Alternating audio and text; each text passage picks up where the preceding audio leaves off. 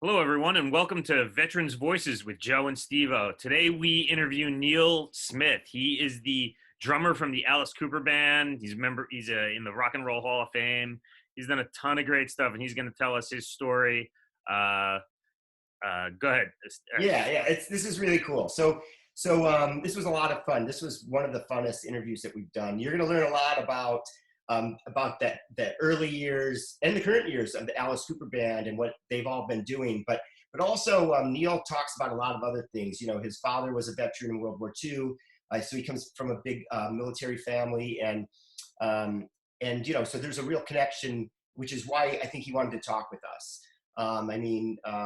Because we have an audience that he wants to reach and wants to pay tribute to. So I think there's a lot of cool stuff here. I had a great time. I think Joe did too. And we touch on a little bit of transition too, because there is a transition from active duty military to going on to whatever you're going to do later in life. And in Neal's case, he had a transition from being a rock star to going on to what he was going to do next in life, which ended up being real estate for a while. So there's some interesting parts of this interview that we think you'll really enjoy. So we think it's going to be a lot of fun. It's really cool. Make sure that you give us some love with the follow and the share and the likes and on the platforms, and definitely go out there and give us input. Let us know what you like and what you'd like to see more of. All right. So this is episode 8 of Veterans Voices with Joe and SteveO. And today we have an exciting interview with Neal Smith. He is joining us from Arizona and has called in. Yeah, so this is really exciting, especially for me, since I grew up. I was a teenager in the '70s, so the stuff that you guys were doing, Neal, was like forefront in my in what little memory I have left from those days. But first, I want to introduce you a little bit. So Neal Smith is a Rock and Roll Hall of Fame drummer for his work in the Alice Cooper Band.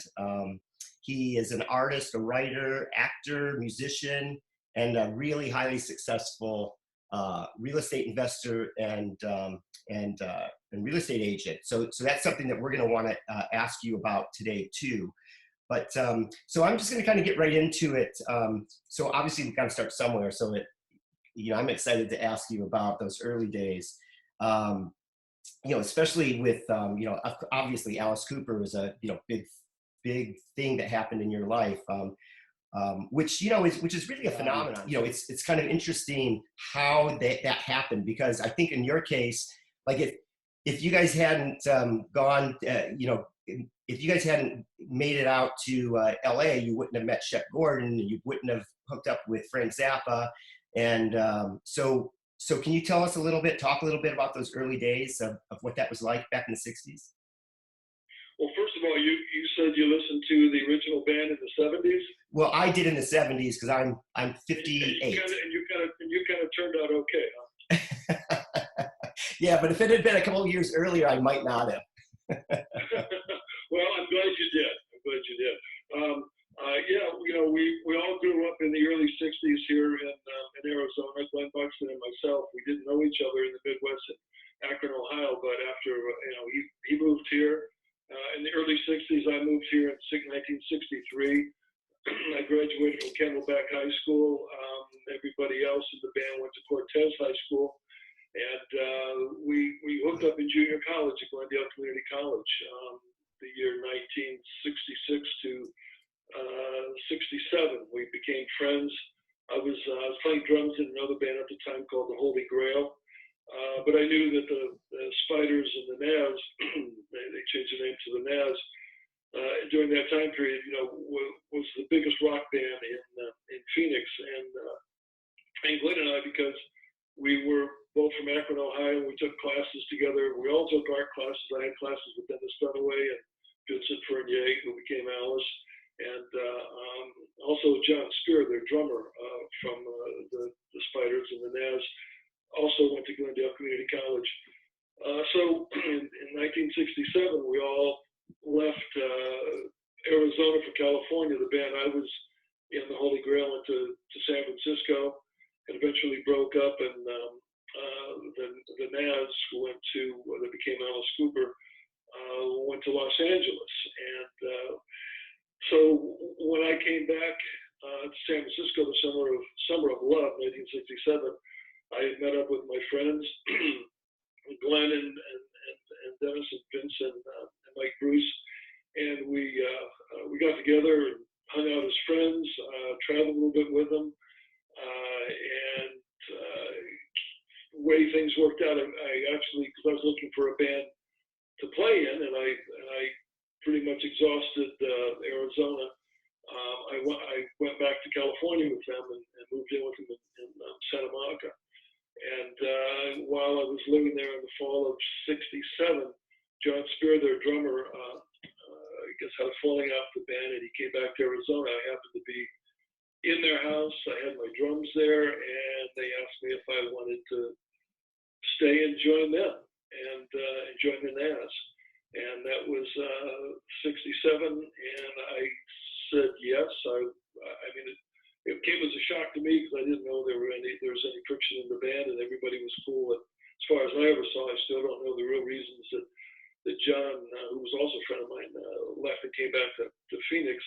But I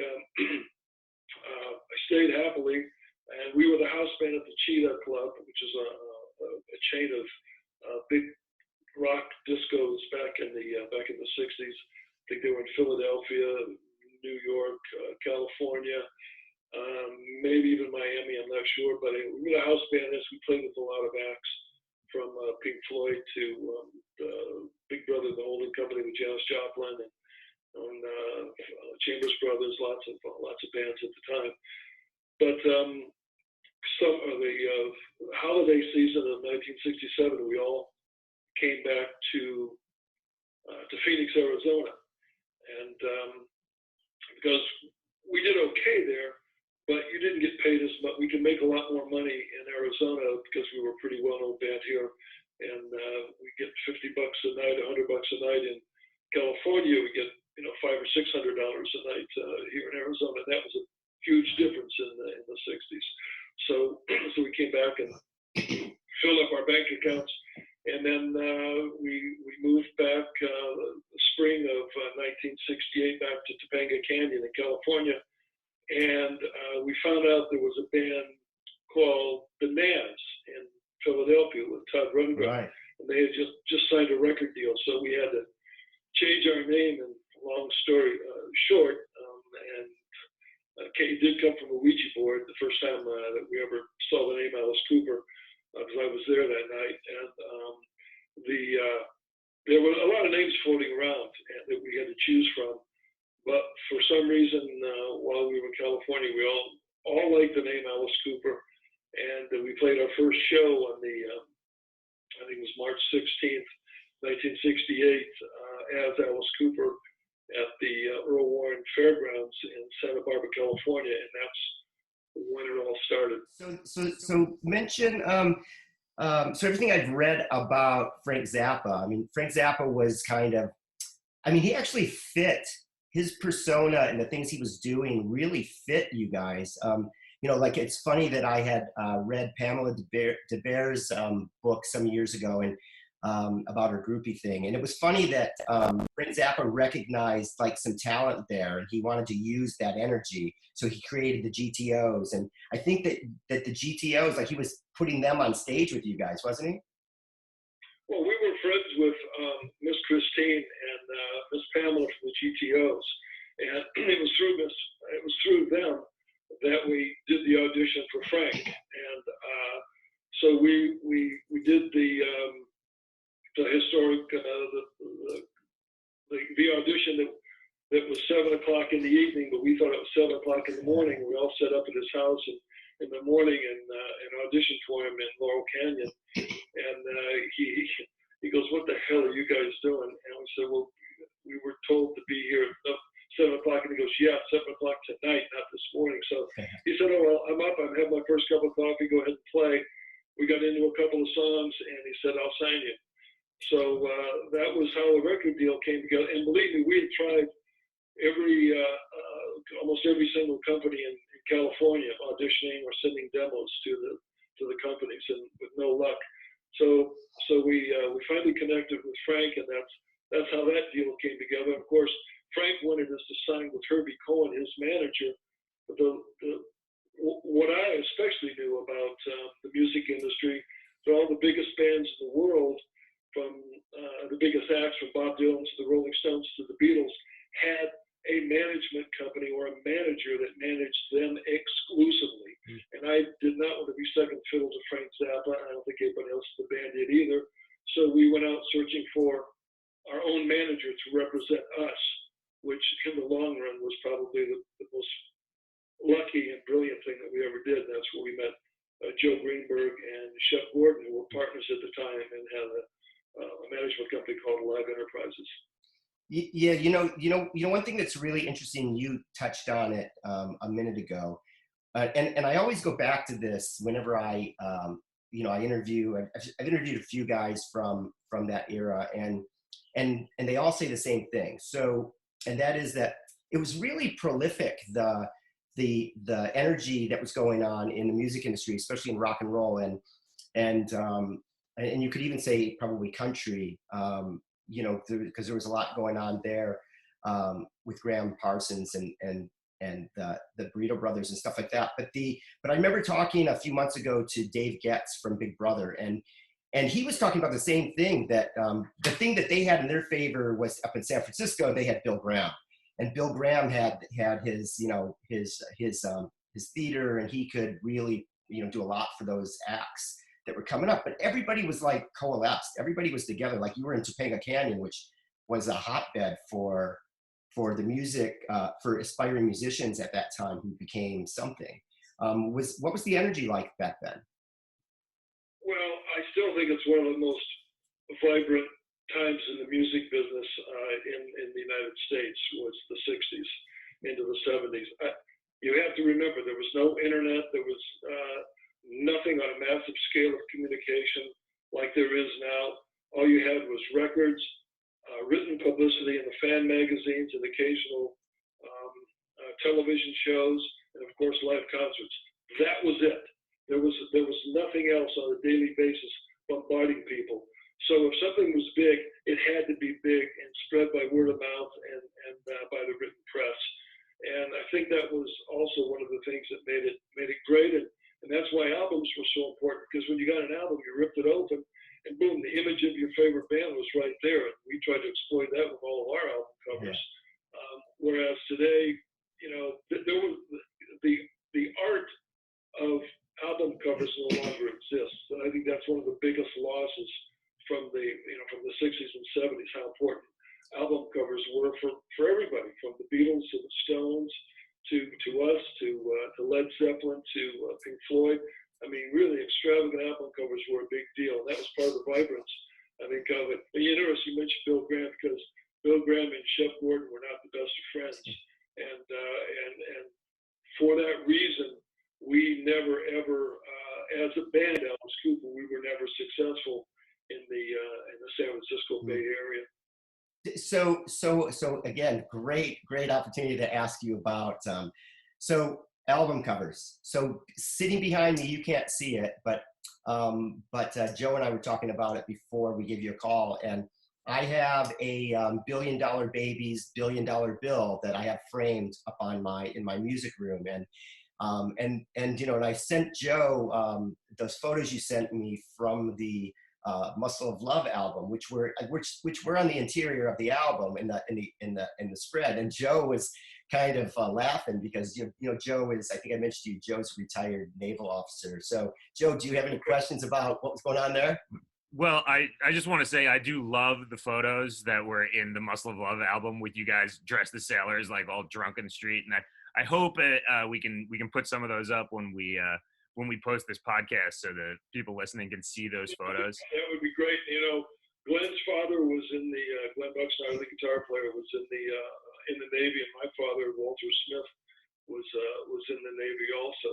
So that was sort of the spirit of that direction on the Muscle of Love album. And of course, the cover of it, that's actually Pacific Ioneer. That was the company that designed our album covers. All from Schools Out all the way up through Muscle of Love, and they even helped on the after the Hall of Fame, the box set that was out. So they've been part of of our creative process for a long time. But that was actually the Muscle of Love, the Institute of Nude Wrestling on the inside sleeve. That was actually their offices in Hollywood that they painted up and did like that. So and then we had the sailor suits, and of course we were busted and put in the brig, and I've never seen so many potatoes in my entire life.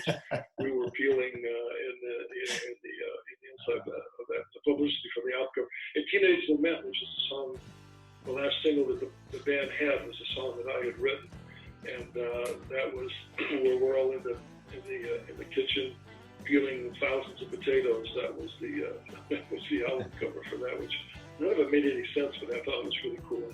Well, actually, that makes perfect sense, because if you watch any of the old World War II movies, if you ended up getting in trouble, like, whatever you were doing when you were on R&R, you ended up down in the galley peeling potatoes. Oh yeah, no, I know why we were there, but I'm just saying in relationship to the song Teenage Lament. Oh. But no, I know that was a great concept, and since we were so into theatrics and in Southern California, big military and naval area of the country, it seemed like to be the perfect match. And I still love the photographs. We're all in the sailor suits and all that too. Yeah, that's hilarious. So Neal, I wanted to ask you, what was it like, in that late '60s, early '70s time frame? You had Vietnam hanging over your head in that whole music scene. What was that like? Well, that's a great question, and for one reason or another, I had actually that time when we came back, early spring of 1968, before we moved back to Topanga Canyon, we were out in the desert shooting jackrabbits, and there was an accident. Alice accidentally shot me in the foot, and I still have the 22 sling in my left ankle bone, and the interior ankle bone, and that's what kept me out of the service. But believe me, we were very aware of it, and we weren't for the war. We weren't against it. We were, we're always for whatever the United States was involved with. We're always supportive of it. We were concentrating on our music and what we wanted to do. We all left home. None of us ever went back, and it was a survival thing. I mean, we were literally starving. We were living over there. We had no money, just paying the rent, and we would have like minimum amount of food to eat until we got to deal with Frank Zappa and we got some front money. But one of the interesting things when you think about Vietnam, you think about Creedence Clearwater, the Stones, Jimi Hendrix. Those were a lot of the very popular bands that were listened to over there. And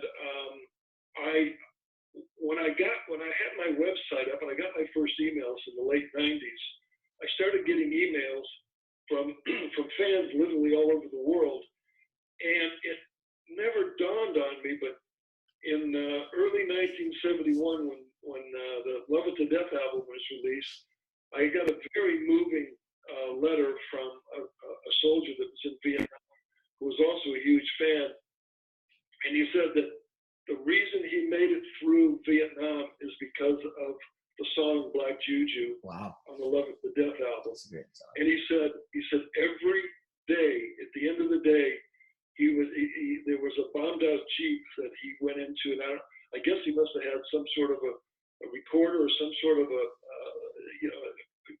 player to play the music. It may have even been an old 8-track, but he said he played it every day, and he said that's what got me through Vietnam safely and back home. And I'm reading that and I'm getting choked up, and I'm going, I just never believed that our music saturated into Vietnam, and to the point that how it inspired, helped even one military soldier survive. And I just it really struck me for the very first time the depth that our music went into people, not only in the United States who were just crazy fans, but also other parts of the world. And I started to realize at that point the influence and how how deep our music went to different places on the planet. And believe me, it was a humbling experience when I got that email from him. And I think somewhere in my archives, I still have it to this day. But it's one of the nearest and dearest messages I ever got from a fan in my life. You know, so as a fan, which I was, and mostly because my stepbrother, I had a stepbrother named Steve, so it was Big Steve and Little Steve, and it was kind of bizarre, but which probably explains a lot of what happened to me as I became an adult. So, but you know, I was really by about 75, 76, I was really getting into kind of the whole glam rock scene. I really loved Bowie. I loved what the theatrics and the vaudevillian personality of what you guys were doing. But I was also really getting in heavy to Black Sabbath and Blue Oyster Cult and a lot of bands that had kind of that dark edge to them. And and I think the thing that really helped me to not slip off the edge was that the stuff that Alice Cooper Band was doing was really, it was so tongue-in-cheek and everything that you guys were doing that it was difficult to take it seriously. Whereas like Black Sabbath, it was easy to fall down that rabbit hole, especially if you were experimenting with any substances in those days. I am from the Detroit area.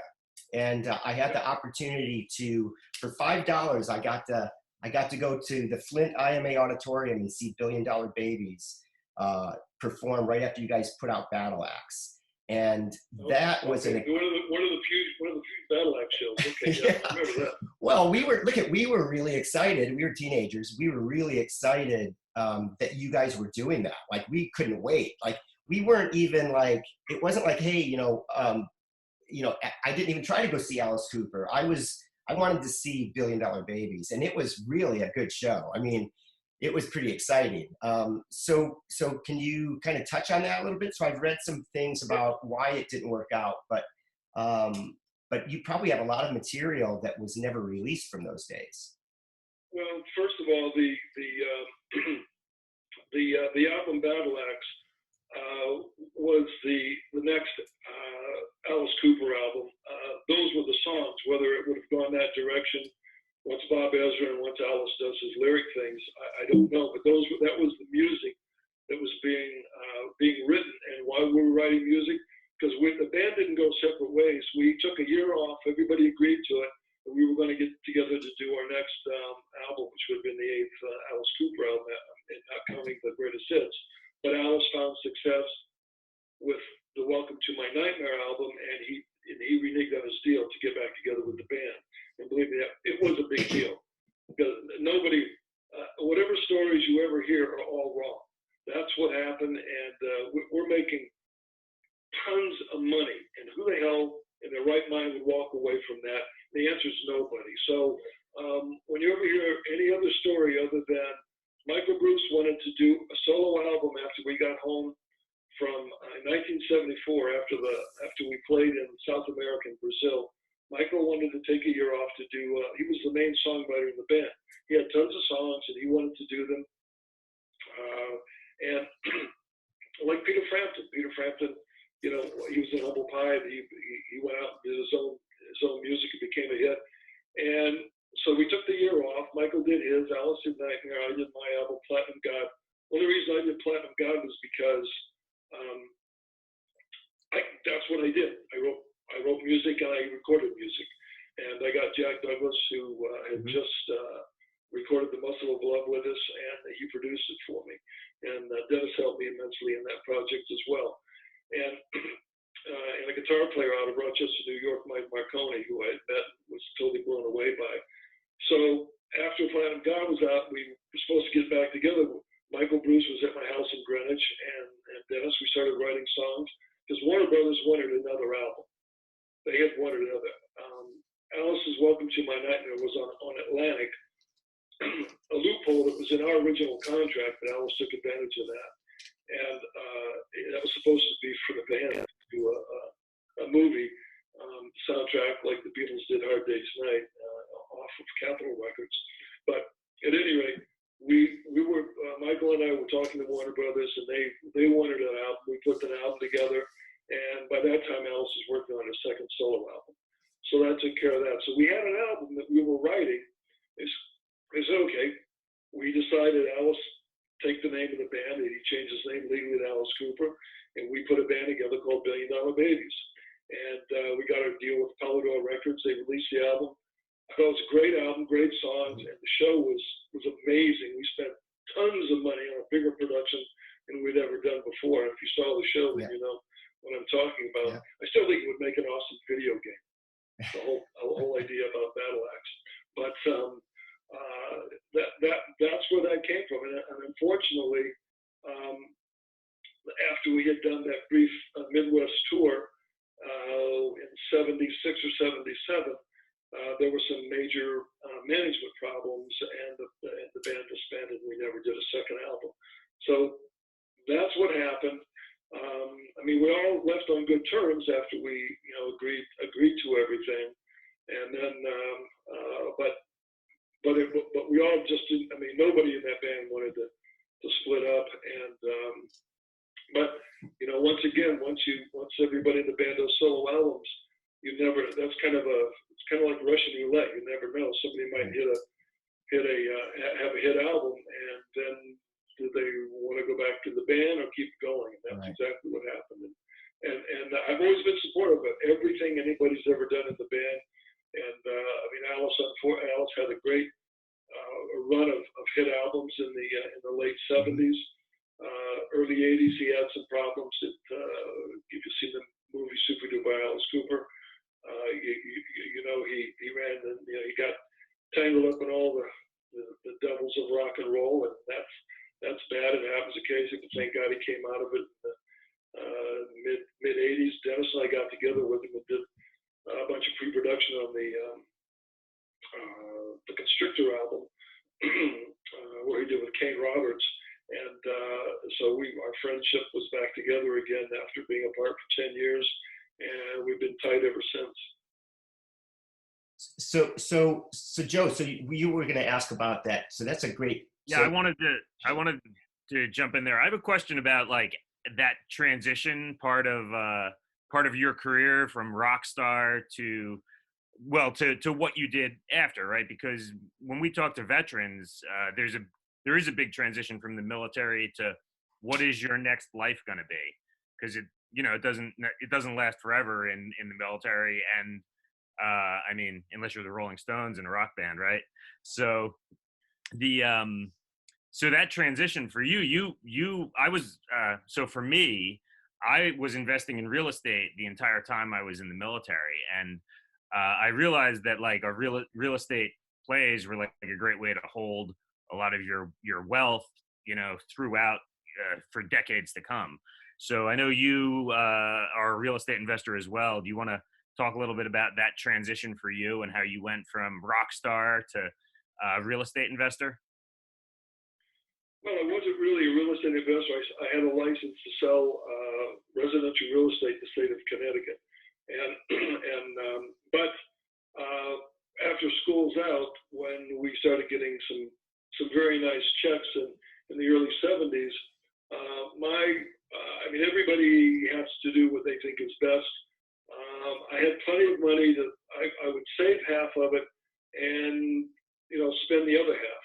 But I would always save a lot of money. And at one point, I bought a home actually here in Arizona for an investment, and my mother lived in it.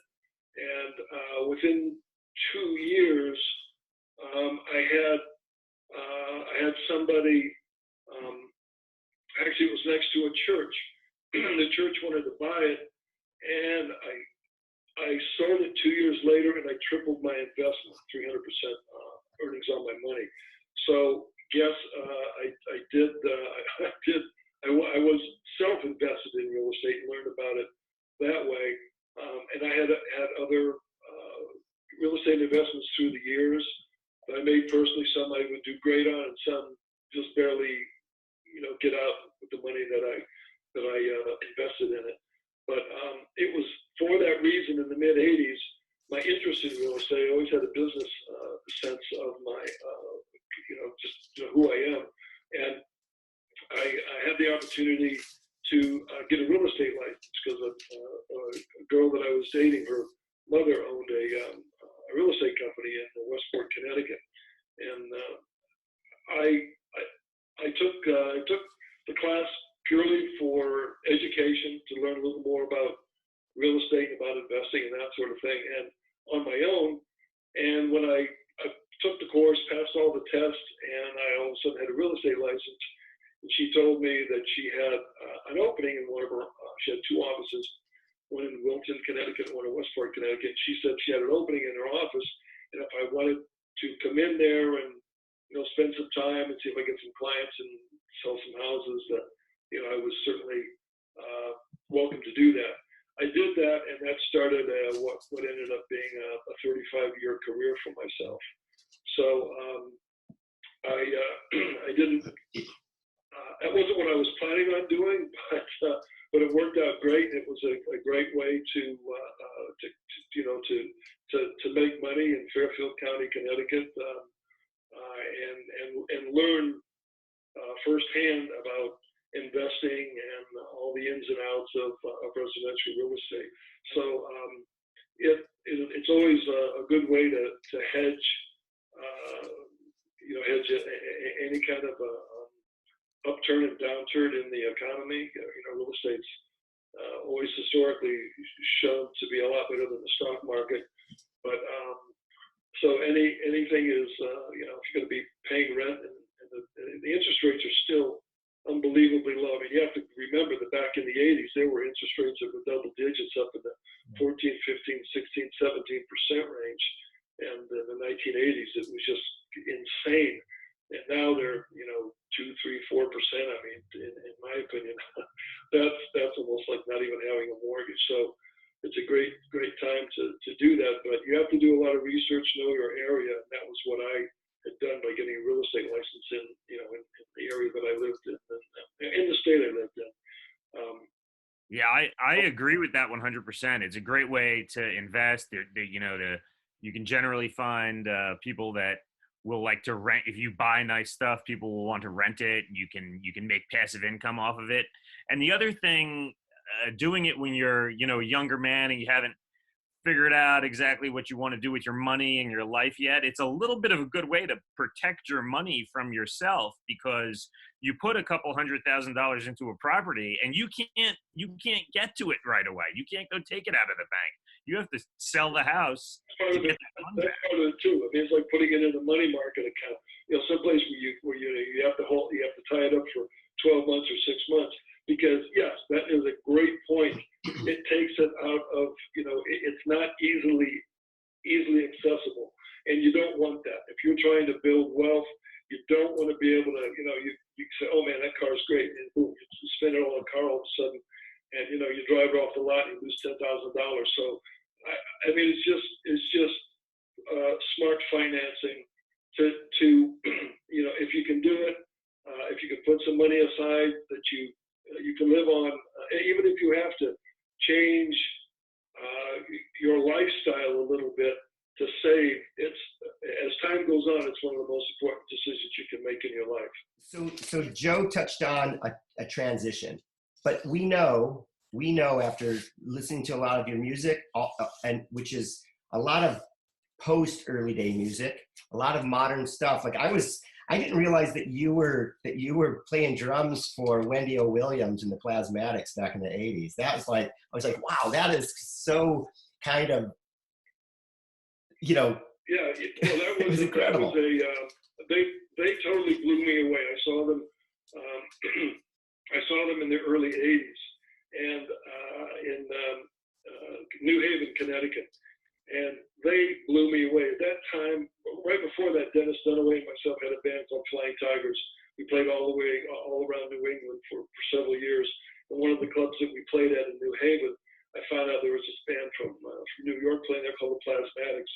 And I went up there, I saw them, I was totally blown away by them. I mean, the mohawks, the chainsaw, the music. I mean, they owned that stage, and they were really reminiscent of when we were making our earliest attempts to really understand what we were all about and being the owners of our own destiny with the early Alice Cooper stuff around Love It to Death.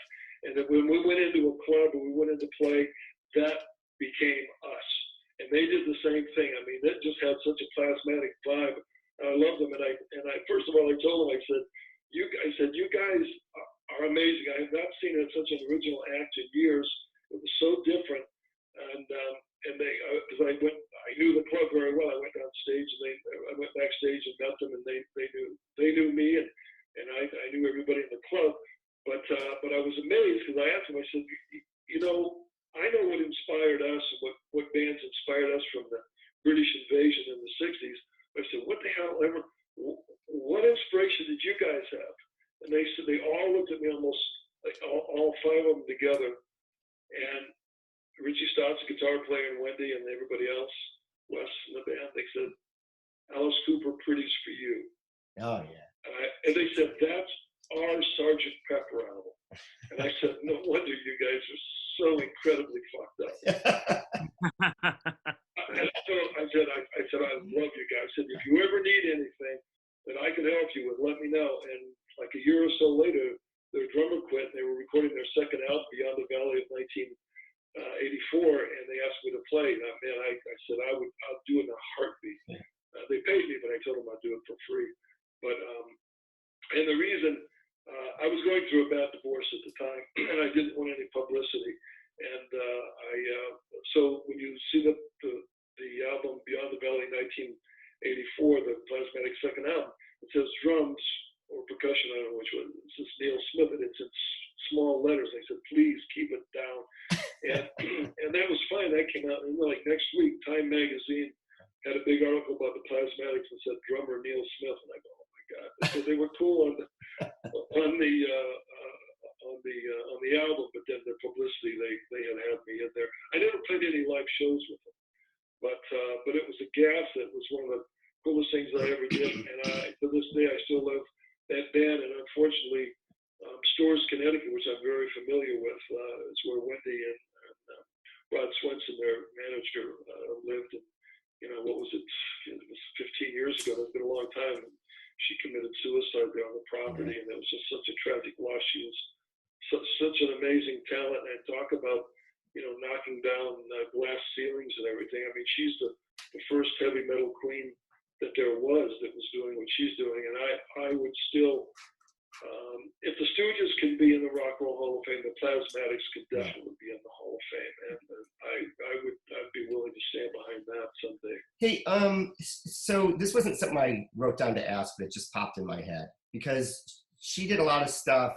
Like the Plasmatics were like really one of the bands that jumped out of CBGB, and Lester Bangs. I used to read Lester Bangs in Cream magazine when I was a teenager, and did you have any time did you ever spend any time like being interviewed by him? Or I've read a lot about him, but reading his stuff, he really touched me because he was a Detroit and really in a New York kind of personality, and his whole attitude fit in with like Wendy O. Williams and with you guys and a lot of others.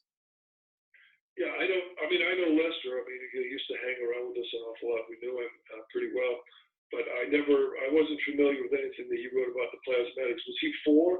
Did he like them or didn't he like them? Yeah, so he was very anti pretty much establishment. So he hated, I think, Led Zeppelin, and he hated probably the Stones, but he loved Lou Reed, and he loved Alice Cooper, and he loved Kiss, and he loved Blondie and the Plasmatics and bands like that. Because there was an antisocial, anti-establishment bent to them. And he was not a great writer, but he was a truthful writer, and maybe a little biased. But I don't know. He had a big following too. So I mean, I know that was important. But that's great that he liked. I mean, I know nothing about my relationship with Plasmatics was what I saw of them on TV. A few times I saw them on TV. A few times I saw them live. And then, my relationship with them while I was recording the album, and following their career through the 80s as they went through changes in their band, and then when she basically became almost like a solo artist, Wendy O. Williams on her own, became the metal priestess. So liked her, and I mean, they certainly were anti-establishment, that's for sure. Hey, so I want to read a quote. I think that you wrote this. So it's from a song. There was never any goodness in the days of their lives. Was a day-to-day battle to live and survive. So that song that you sent me, The Legend of Viper Company. So you mentioned that you wrote that. So I wanted to learn. Joe and I were talking about it. We kind of like to learn about what that is about, what that inspiration is. But I wrote the song after I saw one of the news shows on TV. It was well over 10 years ago, and they were talking about Viper Company in Afghanistan. And all I was trying to point out is that they were going through hell. That's what that meant. And there's no goodness in the days of their lives because they were, fighting to survive, and they were under incredible odds. And it was a tribute to them and to all service people. And I want to thank you guys for your service too. I mean, military and law enforcement is very, very heavy in my family, especially on my father's side of the family. Well, both sides of my family. And it was a big deal growing up. And if I would have been called upon to serve, if that would have worked out, I would have happily done that. And I understand, or maybe sometimes I don't understand the real sacrifice that people make. But when I heard this story, and plus, I mean, my affectionate and the Killer album with Kachina, that was my pet snake on the cover of the Killer album. I had always, and for the Killsmith 2 album, there's always there's 2 cobras on the cover of that album, and I always have the Vipers have always impacted me, the snakes, and since I was a small kid, and it's like anything else, anything that you're afraid of. I mean, my grandmother, my grandfather, my mother's side were very religious people, and my grandmother was religious right down to the fact of Satan and snakes and the Garden of Eden and everything. And when she found a snake, even a garter snake in her garden, she had a hoe. She would chop it up into like 20 pieces. And so she kind of instilled a fear of snakes in me at an early age.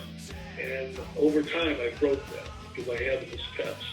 So, and that's what often happens. You take your biggest fear and you conquer it, and that's what I did. And now I'm very inspired and love.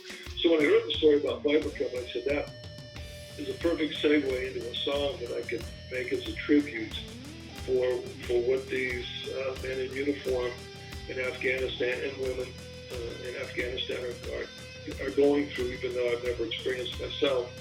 But I was inspired to write it, inspired to put the song out, and I like to put it on my Facebook page every Memorial Day. And I was very happy with the outcome of the song.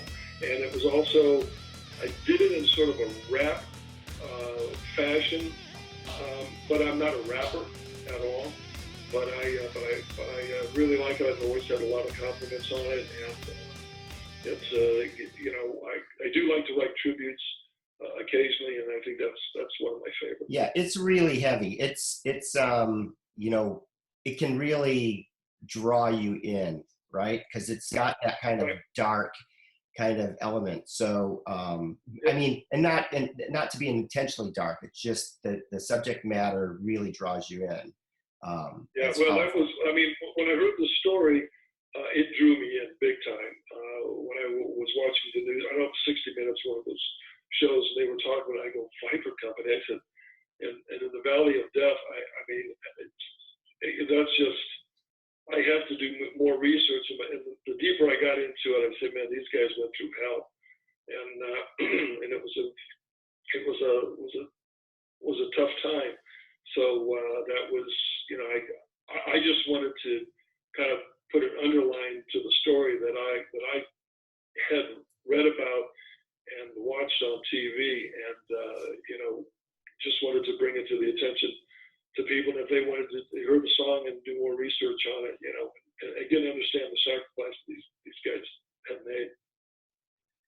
So what are you guys what are you working on now, Neal? I know you know, we're all stuck in this COVID pandemic quarantine, and people are like laying low. What are you able to do during the quarantine, and what inspires you, and what projects do you have going now?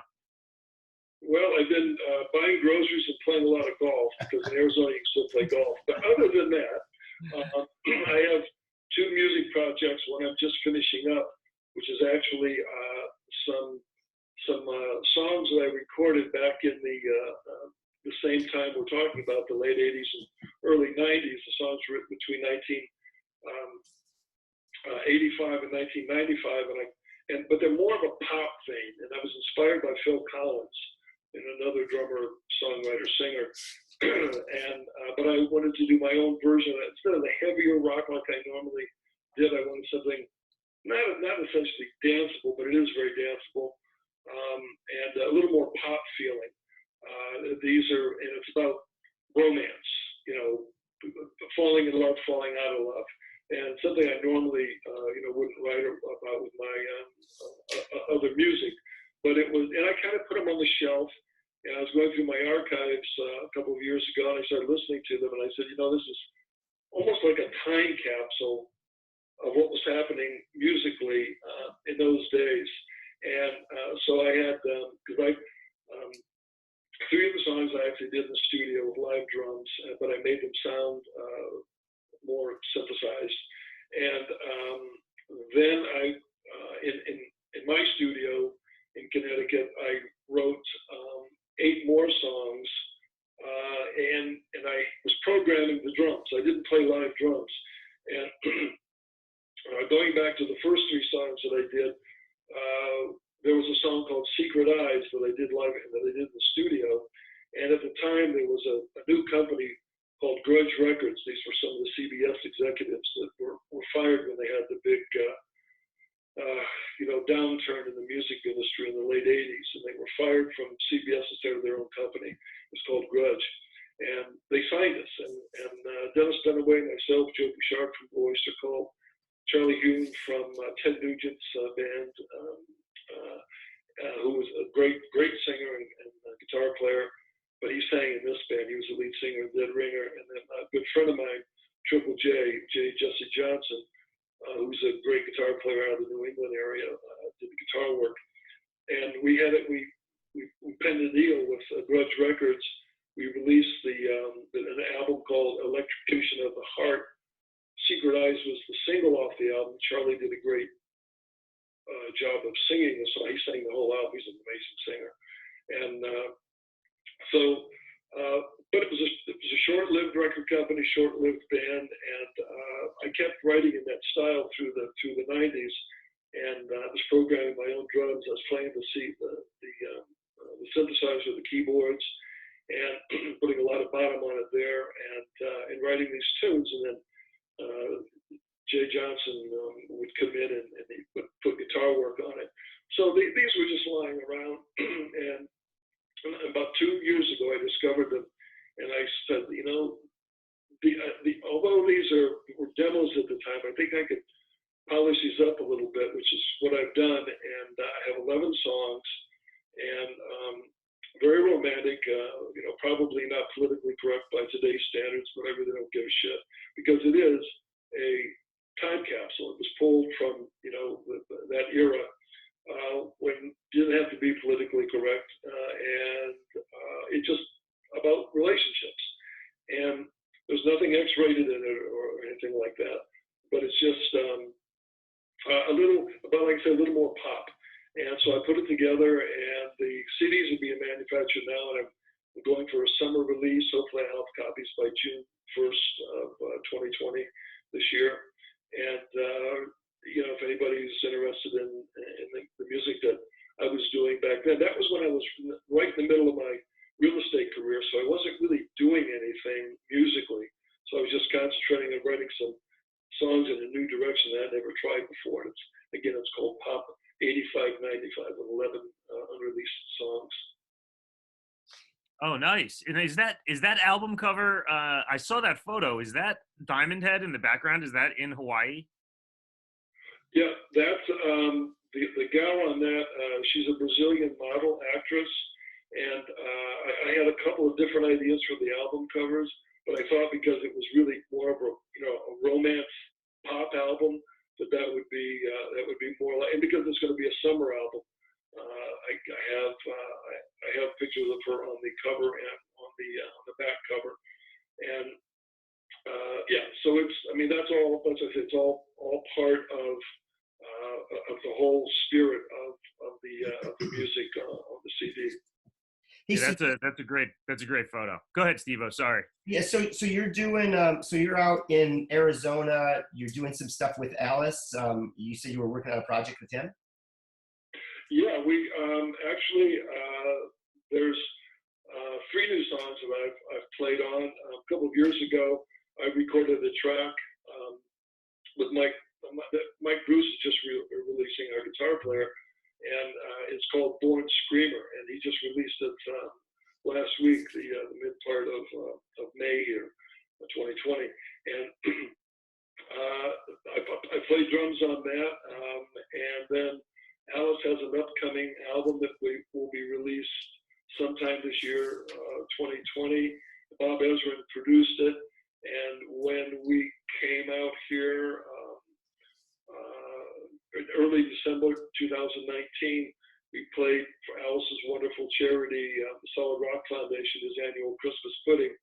We had Johnny Depp play guitar, and Joe Bonamassa play guitar as well. And we did 5 of our hit songs in the evening, and that was great. But during that time period, Bob Ezrin was out here. We went to the studio and we recorded two brand new songs, and one of them Dennis wrote, and one of them I wrote, and then Bob and Alice collaborated on the songs. Alice always comes in and rewrites the lyrics, does great lyrics on the songs, and Bob has some great ideas too, and lyrics. So those 2 songs will be on Alice's new album. So there will be 2 new original Alice Cooper Band songs on Alice's next album. I'm not sure when it's going to be released, and I have not heard of a title for the album yet. You think there's a likelihood or an opportunity to do anything live with as a group? Yeah, we do special things like for the Christmas pudding. We've done, we in 2017 we went over to the UK, and we played on tour with him 5 nights that ended his UK tour through England, and ended that we played about a half hour with one of our hit songs at the end of his show. Other than that, you never know. We never knew that was going to happen. So it's one of those things. If it seems to be the right thing, we'll do it. It's like these recordings. I'm always thankful, and I'm happy that the fans, get an opportunity. A lot of the fans that have seen us before, and the new fans that never saw us. Mm-hmm. And I think that seeing Dennis Dunaway, Mike Bruce, myself, and Alice on stage together is always a treat for our fans and anybody that's been a true Alice Cooper fan over the years. Hey, so as we kind of wrap, because you've given us so much of your time, which, by the way, we really appreciate. You want to tell us some things that you'd like to that you hope to get out there, and maybe we can help be a vehicle to our veteran and military audience. Well, I think that I always love on my Neal Smith Rocks. Don't forget, my name is spelled Neal Smith. I don't have an I in there. There's an A, and I'm not going to joke around and say I spell it correctly, because I know it's spelled 2 different ways. Even the Rock and Roll Hall of Fame freaking misspelled my name, but that's another story. But at any rate, NealSmithRocks.com, my on Facebook, and I will have the tribute Legend of Viper Company out there for Memorial Day coming up. And the new album, Pop 8595, will be available on my website is nealsmithrocks.com, and CD Baby within a couple of weeks. So those are my biggest projects. I am working on. I also have a solo project, Killsmith, and that's the Legend of Viper Company is actually a Killsmith song off Killsmith 2, my second Killsmith album, and I'm working on a new album. Not sure if it's going to be Neal Smith solo or Neal Smith Killsmith. But I have the songs written, except for 2 that I'm currently writing, and I will record them when I get back to Connecticut. And that's going to be called Neal Smith or Killsmith Goes West. And it will be a little bit more in a Western vein. I like to experiment with different ideas. I write songs and just sort of let them write themselves.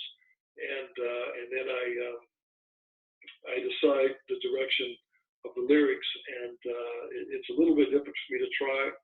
But there's some great musicians on there as well, great guitar players. I always like to surround myself with great players. So that is a future project for me as well. And other than that, just trying to survive, wash my hands, stay safe, stay away from sick people. I advise everybody out there to do it. I know some states and some cities are starting to slowly open. I'm not going anywhere. Unfortunately, I take this very seriously. I don't know what's going on with this virus, but I know that a lot of people are getting sick, and a lot of people are not making it through this and passing away. And I take anything seriously, even the common flu that takes people's lives. So everybody just be safe out there, do what you think is best, and hopefully we all get through this. And I don't think everything will ever be back to normal, but humans are really good at adjusting, and we just go on and enjoy music. That's one thing we can always enjoy no matter what. And I'm 100% behind that. So that's really a good way to kind of to put a capper on it. I will tell you that when things do settle down, the next time that Joe and I go on the road and do a trip, we usually find a way to play some golf. So maybe we'll be in the same city or something when we can knock some balls around.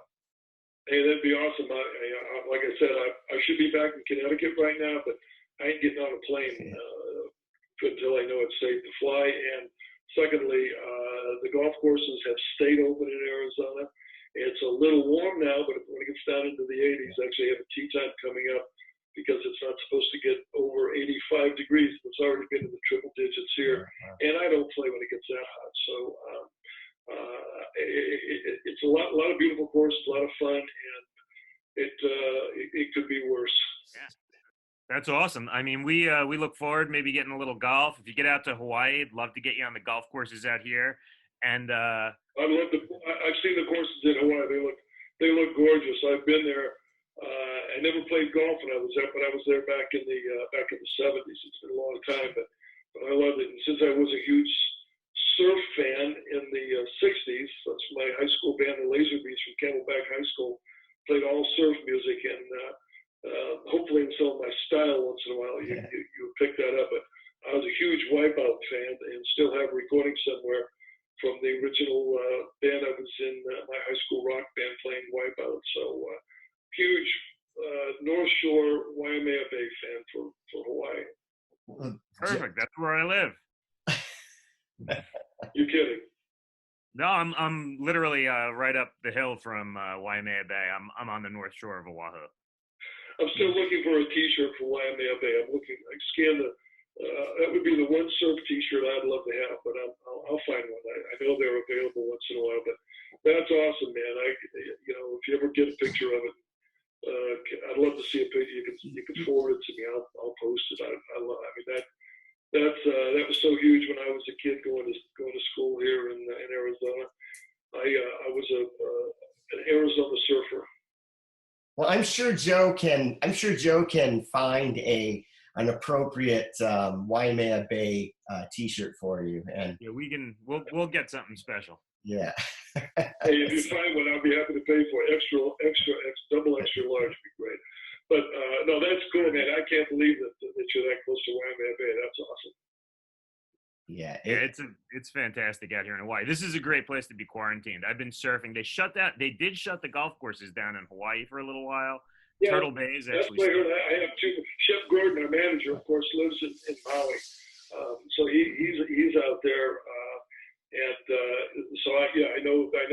And I also have some friends that where I live in Connecticut, they spend the winters in Maui, and they said the same thing, that the courses were closed. Are they back open again now, Joe? Some of the courses have reopened, so people are able to get out again. It's nice. Yeah, but here in Florida, I've been golfing a couple times a week since this all started. I mean, nothing has changed. The only thing changed is they changed, they put a foamy or something in the cup so that you can't pull the pin out. But but it's at least you were able to do something, right? Yeah, that's the same thing here. They for a while they had one person per cart. Now it's back to two people per cart, and they scrub down the carts.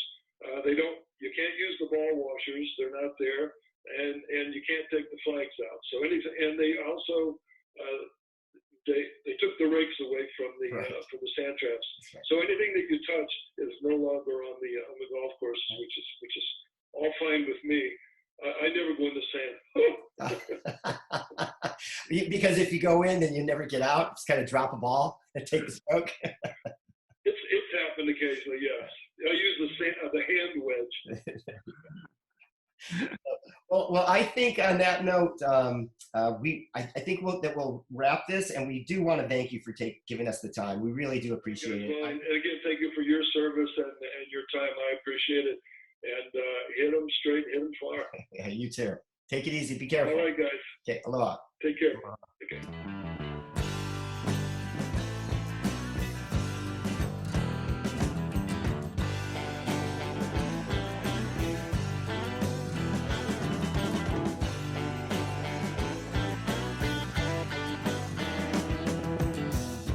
What a drag.